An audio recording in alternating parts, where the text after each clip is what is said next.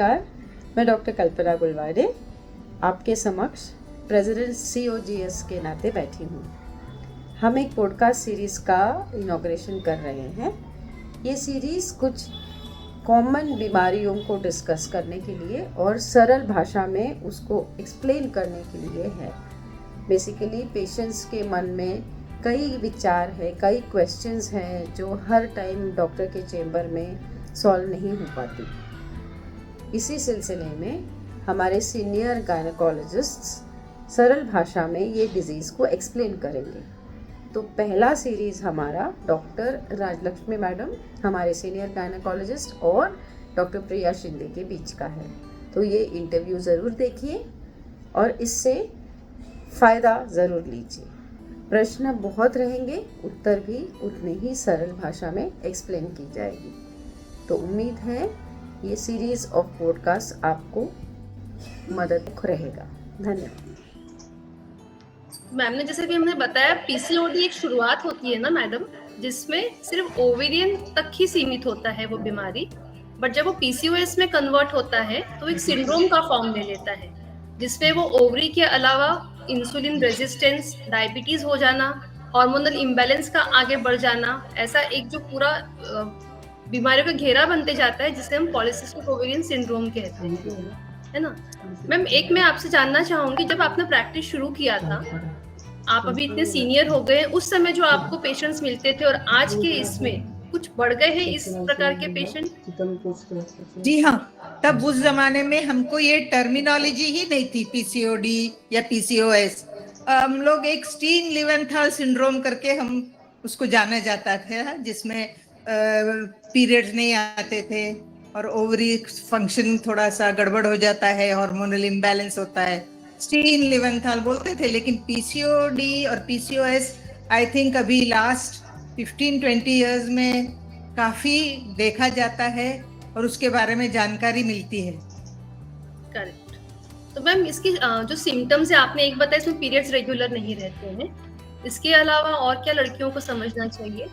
हाँ, इसमें एक तो पीरियड्स जो इरेगुलर हो जाते हैं, किसी को 1.5 महीने 2 महीने से तो राइट टिल 6 महीने तक का भी गैप आ सकता है पीरियड में।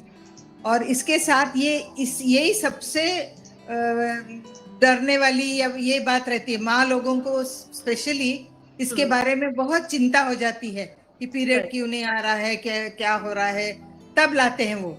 लेकिन उसके साथ साथ बहुत सारे अलग सिम्टम्स रहते हैं, जैसे कि मोटापा, ओबेसिटी काफी हद तक हो जाती है। फिर इसमें क्या होता है, मोस्टली मेल हार्मोन्स का डोमिनेंस हो जाता है। इसकी वजह से हिर्सुटिज्म यानी बाल आना, मुंह पे बाल आते हैं बच्चियों को, तो वो भी काफी तकलीफ वाली बात है, जो उसको डील करने के लिए काफी ये लोग राइट फ्रॉम पार्लर्स को जाते, ये करते। लेकिन मेन जिसका जो विलन है वो है पीसीओडी। उसमें और सिम्टम जो है ये है कि बाल का झड़ना, मेल टाइप ऑफ बॉल्डनेस आता है, जैसे पुरुषों को बॉल्ड रहता है वैसा बॉल्डनेस भी आ सकता है, और नहीं तो फिर ये बाल का मुंह पे वगैरह आना। इसके साथ तो ये दोनों भी इसमें रहता है, लेकिन इसके साथ साथ वही जैसे बोला है, पीसीओएस में इट में लीड टू ये इंसुलिन रेजिस्टेंस रहता है, उसके लिए ट्रीट करना पड़ता है। उसके लिए इंसुलिन रेजिस्टेंस की वजह से फिर आगे चल के डायबिटीज और वो सब होता है। और इनफर्टिलिटी बच्चे ना होना, ये भी बहुत चिंताजनक चीज है, जिसमें लेडीज कुछ भी किसी भी हद तक ट्रीटमेंट लेने को तैयार होते हैं।